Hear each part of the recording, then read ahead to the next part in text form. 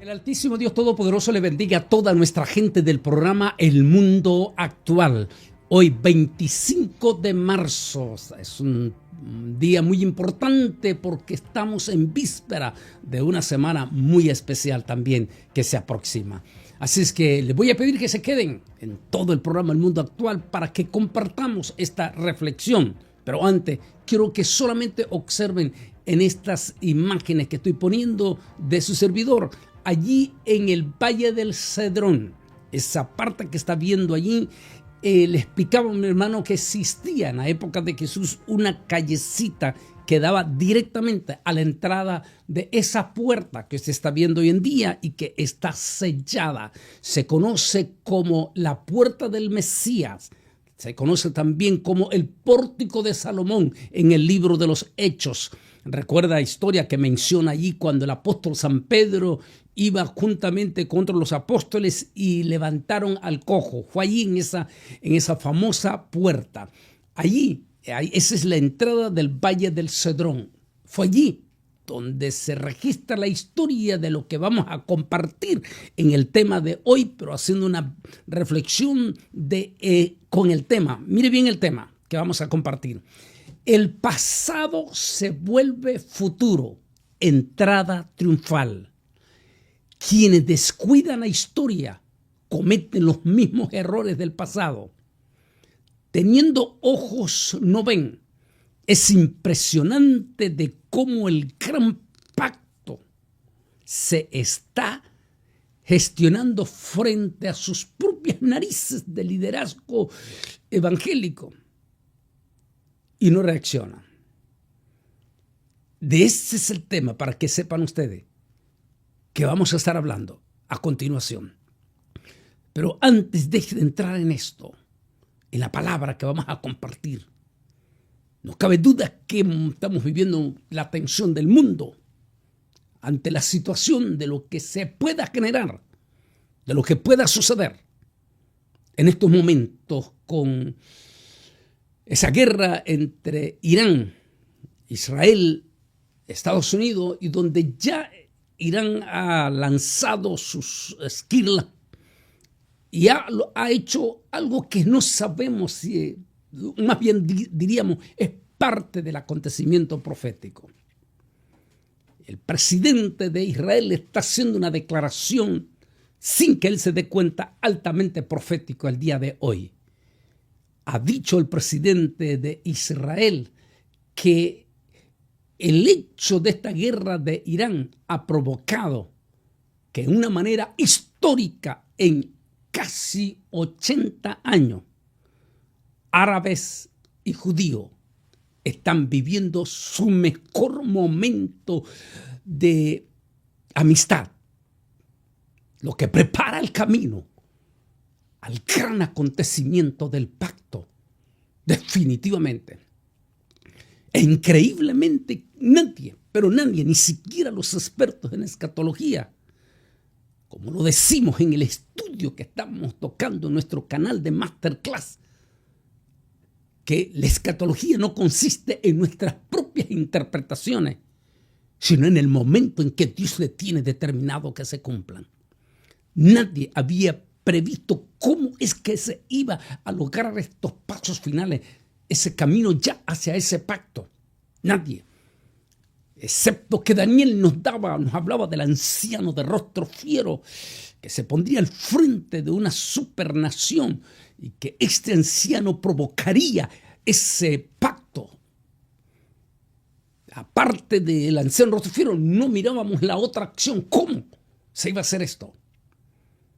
Increíble que Irán, el régimen, no hablemos del pueblo de Irán, sino del régimen de los ayatolás, cuya religión es la misma religión de los árabes, el Islam, y que en su momento tanto Irán, juntamente con todos los árabes, eran considerados archienemigos del pueblo judío, y que en su momento igual todos los países árabes abiertamente no querían reconocer la existencia de Israel.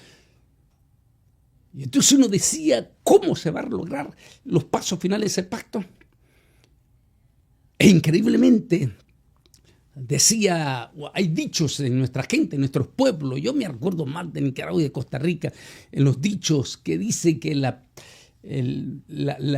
peor estaca de uno mismo es de la misma costilla de uno mismo. Es decir, esto que nadie imaginó, que desde el mismo Islam, del mismísimo Islam, iba a salir esa estaca que iba a golpear la misma costilla de ellos mismos para provocar el camino hacia los preparativos de un pacto. De momento, escuchar al presidente de Israel decir que esta guerra donde Irán ha atacado deliberadamente a varios de los países árabes ha provocado que los árabes, en lugar de volverse contra Israel, se han vuelto amigos de Israel, lo cual prepara el terreno. Increíble. Cuando el famoso libro de el doctor Dodson, cuando lo que Dios hace no tiene sentido, usando a los mismísimos islámicos para que ellos mismos, uno de ellos mismos, ¿cómo se dice? Una estilla del mismo palo, es el que está siendo usado para provocar el camino hacia ese pacto. Interesantísimo. Definitivamente no sabemos cuándo va a terminar esto. Lo que sí se sabe es que las presiones están siendo grandes. Y lo que sí se sabe, como lo dijimos desde el comienzo, es que no va a ser una victoria total de Estados Unidos. No va a triunfar. De acuerdo a la profecía, va a ser una conquista sobre conquista, que es lo que dice el caballo blanco. Es decir, conquista sobre algo que ya es conquistado. En otras palabras, al final, Irán no va a ser derrotado totalmente, pero sí debilitado, que ya lo está. Al final, Irán logrará lo que va a querer, provocar al anciano rostro fiero que empuje a Israel a reconocer a un Estado palestino. Y de esa manera, la profecía va a quedar lista para la guerra de Armagedón. Insisto, y lo voy a tocar una vez más. Este fin de semana, en el aniversario de la iglesia Betania, allí en Houston, Texas, con el pastor Carlos López, la guerra de Gog y Magog pudo haber iniciado el 7 de octubre del 2023. Una serie de cosas que lo toco en profundidad allí. Los hechos desastrosos de Gaza, el impacto desastroso en Líbano, la caída del régimen Assad en Siria. Y al final, Irán llena todos los requisitos. Y como explico al final allí, dice que la parte final termina con Persia, que es Irán. Y con ello queda el camino preparado para el pacto de paz, pero al cabo de 7 años. Los expertos dicen, efectivamente, están hablando los expertos, que en este futuro alto al fuego que se va a hacer entre Irán y Estados Unidos, sencillamente el régimen de los ayatolás no va a caer, va a quedar debilitado, pero va a tener un tiempo para rearmarse. Y lo peor de todo es que los mejores amigos en este momento de Irán son exactamente los de la profecía. ¿Quiénes? Los reyes del Oriente. ¿Quiénes son los reyes del Oriente en este momento con armamento mortífero?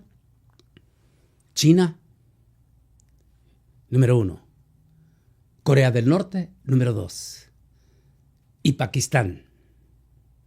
Todos ellos tienen armas nucleares. Y todos ellos son de los reyes del Oriente. Bueno, eso será otro tema después. Pero lo que para que tuviera una idea usted cómo se está armando el ajedrez escatológico proféticamente. Vamos a la lectura por el tema que tenemos. Recuerda el tema que tenemos. El pasado se vuelve futuro. La entrada triunfal. Increíble. Increíble que estamos viendo las narices del pacto y el liderazgo de la iglesia evangélica profundamente dormido. ¿Se está repitiendo o el pasado se está volviendo futuro? no sucedió hace 2000 años? Bueno, vamos a la lectura entonces. Lucas capítulo 19, versículos 29 al 40, la primera frase que vamos a leer. Dice, y aconteció que cuando se acercó a Betfagé, mire bien, esa parte cercana entre Betania, cerca del monte que se llama Los Olivos. Popularmente también se conocía como la salida de Galilea. Por eso es que uno de los evangelios habla que en el día número 40, en esa parte de Galilea. De hecho, estábamos anunciando que nuestro viaje, que estaba programado para el 4 de mayo, precisamente por la situación de inestabilidad en este momento, se ha trasladado para el 5 de octubre. Y siempre a nuestro grupo que llevamos, los llevamos donde nunca llevan a todos los grupos. Esa parte entre Betania y el Monte de los Olivos, que es donde Jesús ascendió a los cielos. De ahí está hablando. Él en esa parte dice entre Betania y todo, y que se llama el Monte de los Olivos, envió 2 de sus discípulos, diciendo, id a la aldea que está frente. Es decir, entre esa partecita de Betania y esa otra parte, ahí dice, había una pequeña aldea pegadita en la falda del Monte de los Olivos, pero del otro lado, de la parte donde hoy se conoce como la Universidad Hebrea. Dice, en la cual al entrar encontraréis a un pollino atado sobre el cual nunca se ha montado nadie. Es decir, era un pollino virgen, hijo de un asna, virgen, nadie lo había montado. Dice el Señor, desatadlo y traedlo. Y si alguien os pregunta, ¿por qué lo desatáis? De esta manera hablaréis, porque Hashem lo necesita. Esa es la respuesta que deberán de darle, dijo el Señor. Entonces los enviados fueron y lo encontraron como él les había dicho. Mientras desataban el pollino, sus dueños le dijeron, ¿por qué desatáis el pollino? Y ellos respondieron, porque Hashem lo necesita. Y lo trajeron a Jesús. Y echando sus mantos sobre el pollino, pusieron a Jesús sobre él. Mientras él iba avanzando, tendían sus mantos por el camino. Esta misma conferencia la hice el año pasado, solo que hoy la estoy enfocando de otra forma, pero se llama Entrada Triunfal. Y allí ya doy el significado por qué judíos nativos guardaban cada Pascua una burrita con un asno virgen en el patio de su casa. Ahí doy, por favor, si deseas para ver toda la historia, la hice en el año pasado y está Entrada Triunfal en nuestro canal de YouTube, Antonio Bolaños Oficial. Pero ahora yo quiero adelantar en todo esto. Cuando llevaron a Jesús, montaron a Jesús, ¿se acuerdan las fotos del comienzo? Baja sobre el Valle del Cedrón, en la imagen al comienzo, Valle del Cedrón. Es interesantísimo lo que vamos a encontrar más adelante en la continuación de la lectura. Mientras va Jesús bajando en aquel pollino, un grupo de judíos, no eran judíos nativos de Jerusalén. Recuerden ustedes que los de Jerusalén se consideraban como los privilegiados, como los miembros de la congregación, de la casta mayor, porque ahí estaba el templo. Así que los nativos de Jerusalén se sentían soberbios, orgullosos espiritualmente de que ellos tenían a los encopetados, entre comillas, a los superungidos, al gran sumo sacerdote que en ese entonces se llamaba Caifás, y a los 70 príncipes sacerdotales de los más altos niveles. Esta casta sacerdotal o casta religiosa eran eminentemente soberbios e inclusive se habían vuelto ricos y famosos a tal magnitud que inclusive tenían sus propios guardaespaldas. Si bien es cierto, la misión de estos grupos sacerdotal, tanto el sumo sacerdote y todo su Sanedrín, era predicar las señales de la aparición del futuro Mesías que Israel estaba esperando. Lo predicaron, lo enseñaron, por décadas a todo el pueblo de Israel, después que habían regresado todo el remanente del cautiverio. Pero déjeme terminar para continuar con todo esto. Déjeme terminar esta lectura preciosa. Y cuando ya se acercaban junto a la bajada del monte de los olivos, toda la multitud de los discípulos, regocijándose, comenzó a alabar a Dios a gran voz por todas las maravillas que habían visto. Esto nos da prueba de que no eran judíos de Jerusalén. Eran judíos que habían acompañado a Jesús el Nazareno desde Galilea, todos esos pueblos, Samaria, desde Jericó, desde Betania. Habían sido testigos contundentes de los extraordinarios milagros en esos 3 años y medio. Ese grupo de judíos, que no sabemos cuántos podrían haber sido, bajaron con el maestro de Galilea para celebrar la Pascua en Jerusalén. Algunos dicen que posiblemente ese grupo grande que bajaron desde Galilea, desde Samaria, desde Jericó, esos judíos sencillos y humildes, esos judíos que no tenían el privilegio de tener como pastores a los encopetados, a los grandotes, al sumo sacerdote, al Sanedrín. Esos judíos sencillos y humildes habían sido testigos de aquel Nazareno, no solamente de sus mensajes profundos, sino de sus milagros. Algunos dicen que es posible que ellos presintieron que esa iba a ser la última Pascua con el maestro de Galilea. Y por eso muchísimos de ellos bajaron desde Galilea, desde Samaria, desde Jericó, para acompañar al maestro divino en los días previos al inicio de la gran Pascua judía. Tiene sentido lo que dicen los expertos en la Universidad de Hebrea. Todo esto son informaciones que se da siempre en las clases que uno recibe en la Universidad de Hebrea de esa historia profunda. Interesantísimo. Diciendo, bendito el Rey que viene en el nombre del Señor. Paz en el cielo y gloria en las alturas. Y entonces algunos de los fariseos de entre la multitud le dijeron, Maestro, reprende a tus discípulos. Respondiendo, él dijo, os digo que si estos callan, las piedras, entonces las piedras hablarán. Esa historia que va a iniciar 2000 años después, este próximo domingo, exactamente en la fecha. ¿Coincidencia o no? Digo coincidencia. Porque en la época de Jesús no olvidemos que el calendario es el mismo que sigue teniendo Israel hoy en día, el calendario lunar.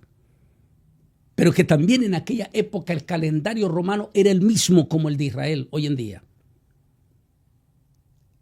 Que lamentablemente, desgraciadamente, ese líder religioso de la religión romana en el año 1600 decidió cambiar el calendario lunar por el calendario solar.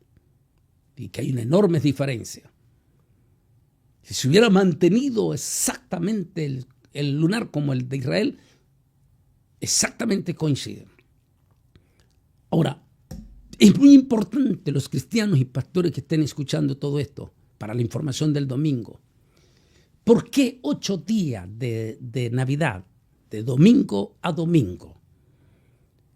Para los críticos o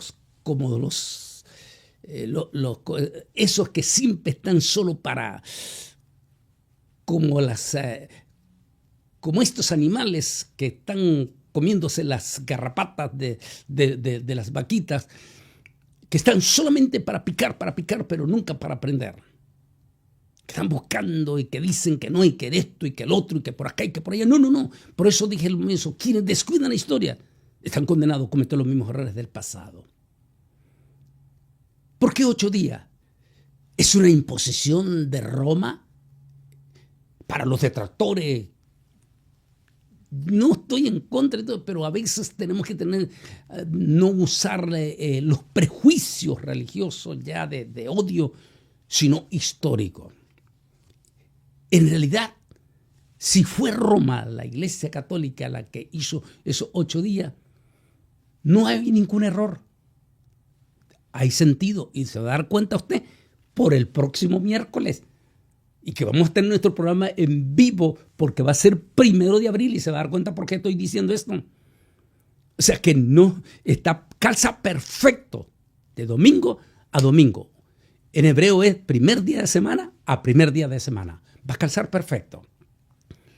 Calza perfecto la celebración. Es posible que sucediera después de haber estado en la noche del Shabbat en la casa de Lázaro, donde se dio la historia que ustedes conocen en el Evangelio de Juan. ¿Por qué sabíamos que era Shabbat? Porque en Shabbat se acostumbra a sentarse en la mesa, partir el pan, comer y todo esto. Y se hace una cena especial. Especial porque había un invitado especial en la casa de Lázaro. Su nombre es Yeshua Nazareno. Allí, en ese lugar, en esa casa, en ese Shabbat, el Señor fue ungido. ¿Recuerdan ustedes la historia? Allí mismo, en esa noche, cuando Judas está diciendo que cómo es posible que se desperdicia un perfume tan eminentemente carísimo. Y Jesús le dijo, no te preocupes, a los pobres siempre lo van a tener, mas al Hijo del Hombre no siempre. Esta mujer y aquellos no lo entendieron. Sin darse cuenta, dijo María, sencillamente, me está ungiendo para prepararme. Al siguiente día, el primer día de la semana, Jesús se prepara para entrar al templo, lo que sería su última visita al templo. Había una expectativa y un presentimiento. Esos presentimientos cuando uno siente que algo va a pasar. Esos presentimientos donde uno sospecha que hay influencia del Espíritu Santo. Esa multitud o ese gran grupo de judíos sospecharon que ese iba a ser un día algo especial. Cuando se están preparando todo, de momento escuchan al maestro que le dice a 2 de sus discípulos, vayan a la aldea ahí al frente. Ahí van a entrar en un lugar donde van a encontrar a un pollino amarrado virgen. Desátalo y tráiganlo. Hicieron como el Señor le mandó. Y aquel grupo se aglomeró para bajar la escalinata del Monte de los Olivos. Y cuando trajeron a aquel pollino virgen, dice la historia que montaron a Jesús, al rabino Jesús sobre el pollino. Y en ese momento comienza aquella algarabía, aquel espíritu de gozo y de alegría. No eran los judíos soberbios que se sentían privilegiados de ser miembros de los grandototes, de los encopetados, de los que tenían sus guardaespaldas. No, eran los judíos humildes, sencillos, de todas las clases, por supuesto, alta, baja y media, pero sencillo espiritualmente hablando. Estos judíos, sin darse cuenta en aquel momento, ellos porque no eran los teólogos, quitaban sus mantos y los tendían por el camino. Algunos dicen que cortaban ramas de olivo y las ponían sobre el camino. Y hacían esos pases que acostumbra hacer el judío mientras pasaba aquel rabino montado en el pollino, ellos hacían pleitesía al rabino y gritaban consignas mesiánicas. Bendito, bendito el que viene en el nombre del Señor. Déjeme ver si puedo leerle lo que dice en esta parte que tengo. Dice, y la multitud, bueno, se me es difícil leérsela allí, donde están gritando la algarabía, las bendiciones, las declaraciones. Sin darse cuenta, estaban profetizando múltiples de salmos. Estaban, sin darse cuenta, viviendo en vivo y a todo color la profecía de Zacarías 9. Estaban en ese momento, sin darse cuenta ellos mismos, estos judíos humildes y sencillos, cumpliendo un mandato profético. Al acercarse,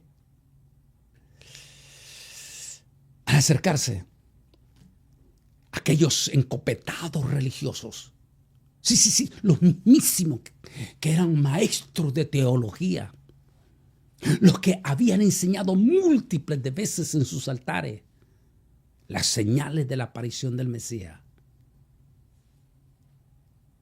Pero ahora que lo tienen frente a sus propias narices, cumpliendo la gran profecía, no tuvieron ojos para ver.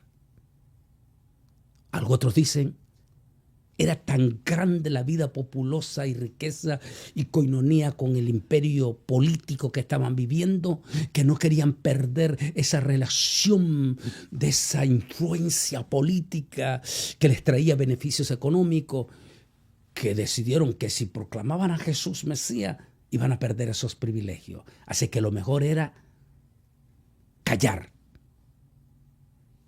poner mordazas en la boca de sus feligreses para que no reconocieran que Jesús era el Mesías, a pesar de que ellos mismos tenían evidencia de que las profecías se estaban cumpliendo frente a sus propias narices.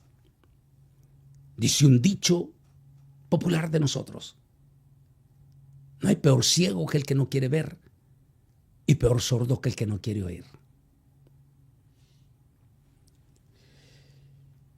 Y en lugar de recibirlo, blasfemaron. Dile a esa gente que se calle, que dejen de estar asustando a la gente con ese tema, que dejen de estar alarmando a la gente con esos temas. Jesús le dijo, si ellos callan, entonces las piedras van a hablar. Siempre digo de esta manera, se lo dije a uno de mis grandes amigos, uno de los grandes amigos, y que precisamente es uno de los grandotes. Estaba entrando ayer precisamente en una llamada de saludo, estaba entrando a la Casa Blanca o al Departamento de Estado. Y le dije una vez, mi amigo, la historia siempre se tiene que cumplir y hay dos grupos que la cumplen: el grupo negativo y el grupo positivo. ¿A cuál de los dos te gustaría tú estar? Le dije. Me dijo él, en el de los positivos. Perfecto. Y este mensaje para ustedes, nuestros líderes evangélicos. Ustedes definitivamente van a ser parte, igualito como hace 2000 años, de uno de esos dos grupos. Del grupo de aquellos judíos sencillos, humildes, que no importa, habían de toda clase, alta, media y baja, pero que eran sencillos espiritualmente hablando. O del grupo de los encopetados, que viendo no quisieron ver. En ellos se cumplió la otra parte de la profecía y por lo tanto quedaron en la lista negra. ¿En cuál de las dos listas vas a estar tú? La respuesta la tienes tú. ¿Y por qué digo esto? Con todo respeto, en esta foto fue en 1990. Estuve por un espacio de un poco más de 3 meses como parte del proyecto allí de joven estudiante, radicado en la parte de las investigaciones en Nazaret. Allí formé parte del barrio judío donde estaba mi apartamento. Y asistí a la sinagoga más cercana que tenía allí, donde tuve una relación especial con esa personalidad, con ese hombre. Eso fue un día miércoles en el servicio de los 3 semanas que se hacía en la sinagoga. Y que hasta hoy en día se acostumbra a la sinagoga fuera de Jerusalén, después del servicio, tener la comida, como hacen algunas iglesias, y comer juntos los filigreses, todos allí. Allí, ese hombre, ese rabino, como estoy diciendo en este comentario que escribí, en 1990, estando por unos 3 meses viviendo en Nazaret, tuve una preciosa coinonía con la comunidad judía de esta ciudad. Entre esas preciosas familias de la sinagoga que visité durante mi estadía, tuve una linda experiencia con uno de los rabinos de origen sefardita. Él compartió historias antiguas de la época de Jesús. Cada vez que recuerdo al rabino Toledo, en especial para la época de Semana Santa que inicia este próximo domingo, me acuerdo de los comentarios de él y lo comparo con la experiencia de hoy en día. No de Israel, sino del liderazgo de la Iglesia Cristiana Evangélica, la cual está actuando en forma asombrosa, al igual que el liderazgo religioso de Israel en la época de Jesús. Es por eso que tengo el tema: el pasado se vuelve futuro. Me explicaba el rabino Toledo, que al múltiples veces lo he hecho mención, y por eso puse la foto ahí, jovencito, como usted puede ver, estaba muy joven en aquel entonces, ahí con él. Ahí con el rabino, con ellos. Aprendí historia de aquella época que me compartían ellos, de lo que se conoce como la ley oral y la historia del Talmud. Me decía Antonio, en la época de Yeshua había una expectativa en toditito Israel acerca de la aparición del Mesías. Y me dijo, en todas nuestras sinagogas, nuestros rabinos hacían énfasis acerca de todas las características dadas ya para que el Mesías apareciera. Lo que me sorprende, me dijo, después de lo que tú me has explicado bien, es que habiendo sido ellos testigos contundentes e inclusive sin haberlo negado, a pesar de todo eso, cerraron sus ojos para reconocer públicamente que el rabino de Galilea era el Mesías. Exactamente está ocurriendo hoy en día, 2000 años después. Hay un estudio que lo tengo en varias partes. El fin de una generación, parte 1, parte 2, parte 3, pero lo más importante son la parte 2, parte 3 y parte 4. Se la recomiendo, lo tenemos en nuestro canal de YouTube. El fin de una generación. Exactamente lo mismo que sucedió hace 2000 años.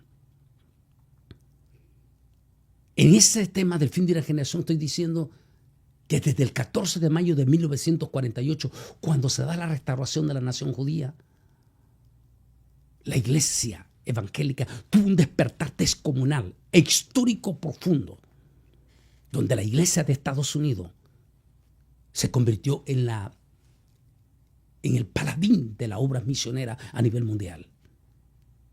Los años 50, 60, 70, 80 son años extraordinarios de historia, de grandísimos hombres, de tremendos hombres, como menciono en la cuarta parte que se llama el fin de una generación, el traspaso de una dimensión a otra dimensión. Esos grandotes hombres como Bill Graham, esos tremendos hombres como Gigi Ávila,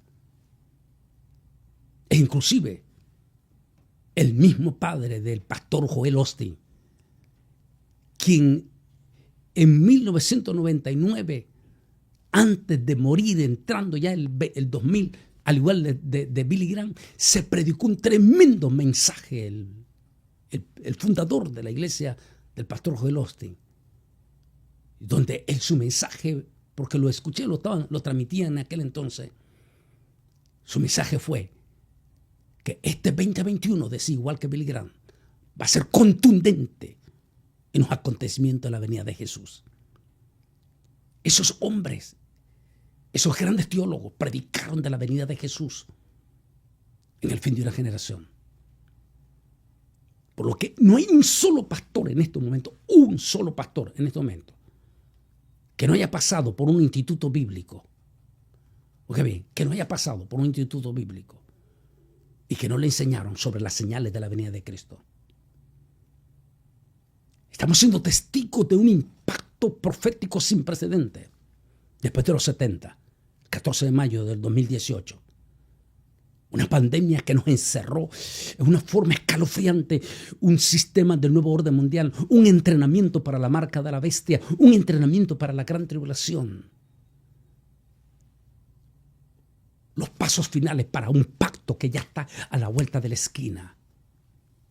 Un líder anciano que se pone al frente de la nación más poderosa del mundo es una forma asombrosa, pero súper asombrosa en la profecía de Daniel.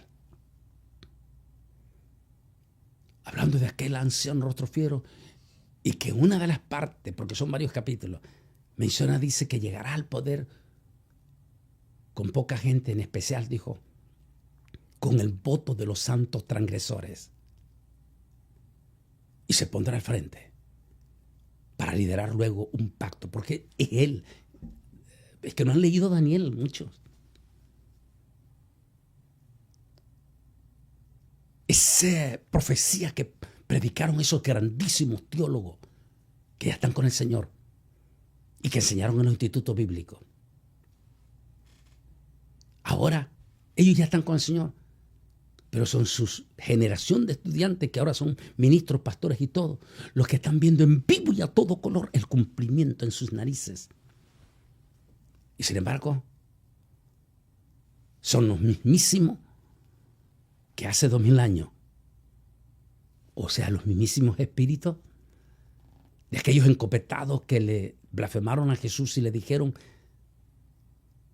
Jesús, manda a esa gente que se calle.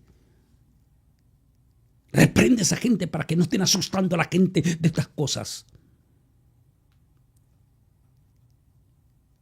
¿Repetiría las mismas palabras Jesús hoy en día? Si ellos callan, entonces las piedras van a tener que hablar. ¿No son las piedras que están hablando? Un 2026 crítico. Conquista sobre conquista. Un triunfo, pero que no es triunfo. Una paz, pero que no es paz.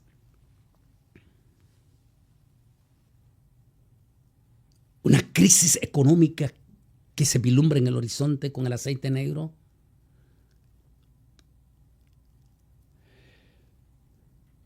Temores profundos en la comunidad inmigrante en los Estados Unidos.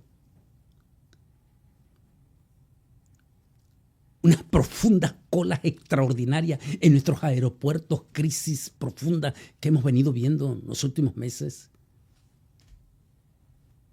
dándonos una idea cómo va a ser la gran tribulación. Por cierto, va a ser uno de los temas que voy a tocar también en la iglesia Betania, en su aniversario, en esta iglesia en Houston, Texas. Mayor información en nuestras redes sociales van a aparecer. Con el pastor Carlos López allí en Houston, Texas, este viernes, sábado y domingo. Ahora, ¿quiere decir que el pueblo evangélico está adormecido? No. Recuerde que hubo un grupo, ese grupo de remanente que lo acompañó desde Galilea, desde Samaria, desde Jericó, desde Betania, desde el Monte de los Olivos. Ellos sí supieron que Jesús era el Mesías. Y quedaron en la historia en la historia de que fueron partes del cumplimiento positivo de aquella profecía. Cuando tendían sus mantos, cuando se inclinaban al paso del Mesías montado sobre aquel pollino, quedaron en la historia. Santa Jerusalén. Mientras los otros que lo estaban viendo en vivo y a todo color, también lo que ellos predicaban, lo ignoraron porque no querían perder sus privilegios, sus grandes privilegios. Quedaron en la historia negativa y no necesariamente están en Jerusalén celestial. Ya ustedes tienen idea dónde están ahora.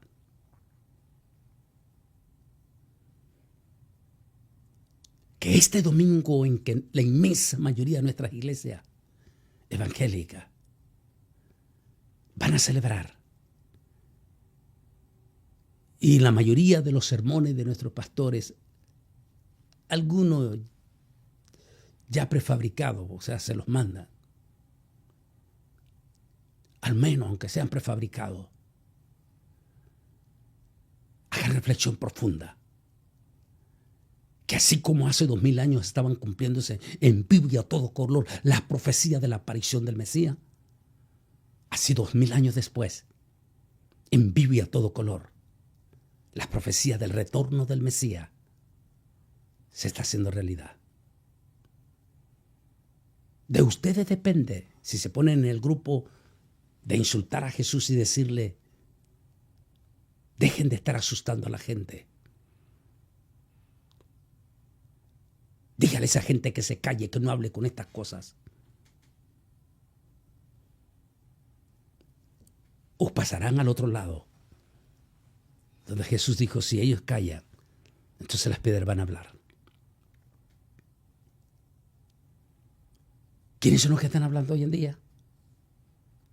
Aparte del remanente fiel de Jesús, que siempre, como los de Galilea, como los de Samaria, como los de Jericó, como los de Betania, como los de Jericó, hay un remanente precioso de hombres y mujeres, algunos pastores que no son de la clase altota, evangelistas, hombres y mujeres profundamente usados por Dios, sencillo y humilde, y de todas las clases sociales. Ahí tenemos gente sencilla, humilde, ricos, ingenieros, abogados, doctores, científicos, que no tienen el espíritu de la soberbia, ni andan con guardaespaldas, pero que ellos son parte de ese grupo que se conoce como el remanente. Que al igual que hace 2000 años, sí saben que Jesús viene pronto. Y lo están esperando. Y están listos para hacerle pleitesía, como esos de hace 2000 años, que se paraban a la orilla del camino y le rendían pleitesía al gran maestro de Galilea. De verdad, mis hermanos, pastores, ministros, evangelistas, siervos y siervas del Señor, ¿no te gustaría ser parte de la profecía positiva? Que de fijo tienes que cumplir una de las dos. Eso es 100% seguro. O vas a estar en la positiva, que sería de gran bendición para ti, o vas a estar en la negativa, que vas a disfrutar de los deleites y de las coinonías políticas romanas como en aquella época, pero que finalmente quedarás en la parte oscura. La decisión está en ustedes.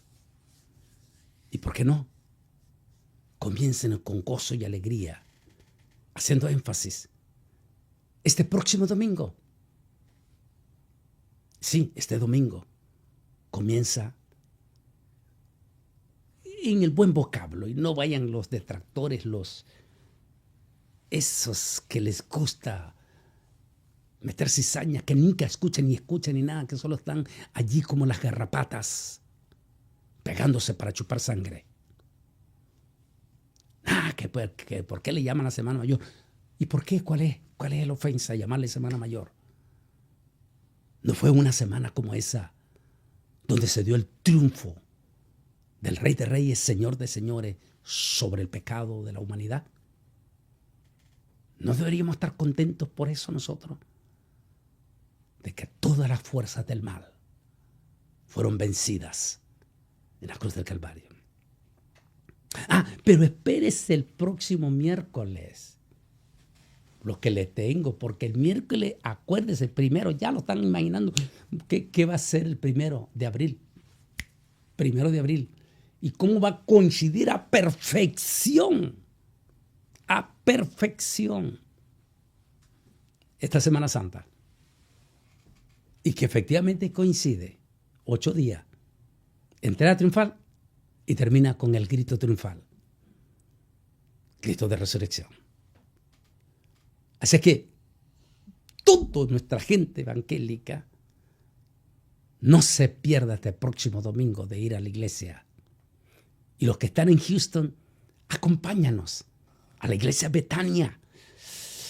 Lo vamos a celebrar en grande este domingo en el culto especial que vamos a tener a mediodía en la iglesia Betania. Mayor información en nuestras redes sociales. Definitivamente esta semana es grande por el año profético, el momento profético. ¿Y por qué no? Ojalá permita a Dios que así sea. Que para el sábado, lo más tardar, ya haya noticias de un alto al fuego en la guerra de Irán y que la nación judía pueda prepararse en gozo y alegría para entrar a celebrar la gran Pascua judía. Oremos que así sea. En el poderoso nombre, que es sobre todo nombre, en el nombre de Jesús de Nazaret. Le puedo decir con esta palabra: feliz Semana Santa para los que quieren celebrarla en grande. Y no pongas atención a los detractores, que todos esos detractores al final nos hacemos la pregunta: ¿de qué lado están? ¿Por qué? ¿Por qué no celebrar el triunfo de Jesús en la cruz del Calvario en una semana como la que viene exactamente, que así fue? Porque va a coincidir en el calendario lunar y en el calendario gregoriano. Y por favor, no perdamos de vista la inminente venida de Cristo Jesús. Y estemos ojo al Cristo. ¿En qué acuerdo se van a llegar en este alto al fuego entre Estados Unidos e Irán? Digo Estados Unidos e Irán porque Israel dijo que no se va a meter en esta negociación. Va a quedarse sin darse cuenta también en la profecía, viendo los toros por la barrera, que van a ser su momento del tema que vamos a tocar también. Así es que preparémonos en grande. Y para los que están en Houston, allí estaremos viernes, sábado y domingo con ustedes. Que mi altísimo Dios Todopoderoso les bendiga. Y de nuevo les digo, feliz Semana Santa que se aproxima a partir del próximo domingo. Dios me les bendiga.